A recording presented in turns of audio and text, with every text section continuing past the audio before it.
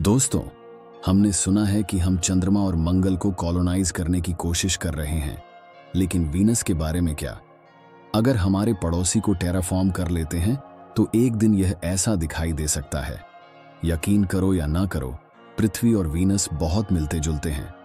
कभी कभी वीनस को पृथ्वी की बहन भी कहा जाता है। दोनों लगभग एक ही व्यास और भारी, एक ही गुरुत्वाकर्षण और एक ही वस्तु से बने हैं, एक केंद्रीय लोहा मंडल और एक चट्टानी परत। दोस्तों, यहां तक कि दोनों की तुलना में यही समाप्त होती है। लेकिन पृथ्वी से अलग है वीनस। पृथ्वी के विपरीत वीनस बहुत गर्म है। इसके पास एक अत्यंत घनवती वायुमंडल और उसकी सतह पर विषैली धुआं है। इसको बस यात्रा योग्य बनाने के लिए हमें क्या करना पड़ेगा? वैज्ञानिक और खगोल शास्त्र के लोग अधिक से अधिक 50 वर्षों से वीनस को टेराफॉर्म करने के तरीके पर विचार कर रहे हैं। जिसे हमें हल करना होगा वह है वायुमंडल और वीनस की तापमान। वर्तमान में वीनस की सतह एक ज्वालामुखी 462 डिग्री सेल्सियस गर्मी में डूबी हुई है, जो सिसा को पिघला देने के लिए भी काफी है। और वायुमंडल, जो कि अधिकतर कार्बन डाइऑक्साइड से बना है, पृथ्वी के वायुमंडल के 93 गुना भारी है। वीनस के वायुमंडल को बदलने का एक सुझाव यह है कि उस पर हाइड्रोजन की बम गिराई जाए। दोस्तों, जब वायुमंडल में मौजूद कार्बन डाइऑक्साइड के साथ हाइड्रोजन बम्स प्रतीत होंगे तो यह ग्रेफाइट और पानी बनाएंगे। यह धरती पर गिरेगी और इसे 80% से ढक देगी। ध्यान रहे, यह पृथ्वी के समुद्रों के बराबर गहरे नहीं होंगे। वीनस पर पृथ्वी के समुद्रों के मात्रा का 10% ही पानी होगा। इसके लिए हमें काफी हाइड्रोजन चाहिए होगा। सिर्फ तब हम इसे जुपिटर या सैटर्न से उपकरण करके प्राप्त कर सकते हैं। इसी दृष्टि से आयरन एरोसोल भी आवश्यक है, जो कि एस्टेरॉयडों से खुदाया जा सकता है।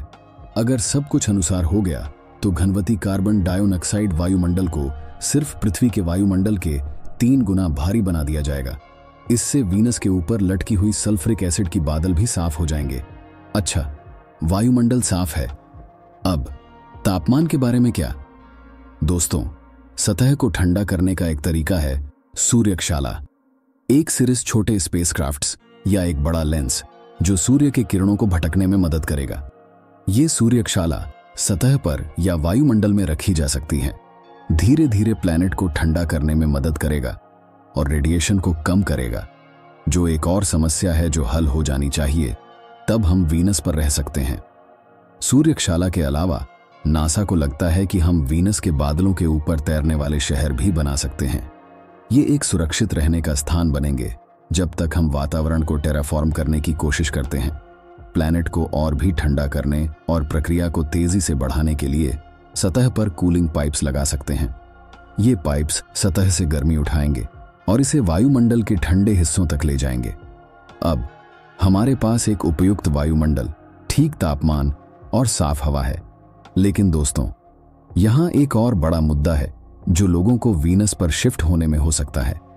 वहां के दिन और रात बहुत लंबे होते हैं, क्योंकि वीनस हर 243 पृथ्वी दिन में एक बार घूमती है।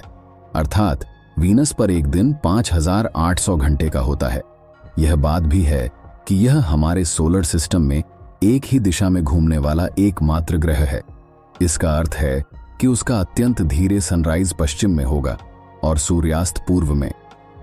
हम मासिव दर्पणों का इस्तेमाल करके एक 24 घंटे का चक्कर बनाने में सफलता पा सकते हैं। अगर सब कुछ सही तरीके से काम करता है तो वीनस पृथ्वी की तरह महसूस होगा। शायद बस एक छूना हुआ गुरुत्वाकर्षण कम होगा। इसके बाद वीनस अंत में वातावरण में निवास के योग्य होगा। दोस्तों, यकीन करो, ग्रह अलग तरीके से घूमता होगा और आपको सूर्य का अलग दृष्टिकोण मिल सकेगा। लेकिन यह एक और जगह हो सकती है जहां लोग रह सकते हैं। वैज्ञानिक यह सोच रहे हैं कि शायद एक दिन यह हमारे लिए बैकअप बन सके। वीनस में अधिगम करके हमें पृथ्वी के बारे में कुछ सीखने को मिल सकता है। वीनस को अत्यंत मजबूत ग्रीन हाउस प्रभाव होता है, जो उसकी अत्यंत तापमान और घनवती वायुमंडल की वजह है। इस ग्रह को ठंडा करने के बारे में अधिक जानकारी मिलने पर यह हमारे अपने ग्रह को भी ठंडा करने के राज को खोलवा सकता है और शायद हमारे घर को और भी लंबे समय तक टिकाए रख सके। दोस्तों, लेकिन यह कहानी लगता है किसी और कैसा होगा के लिए।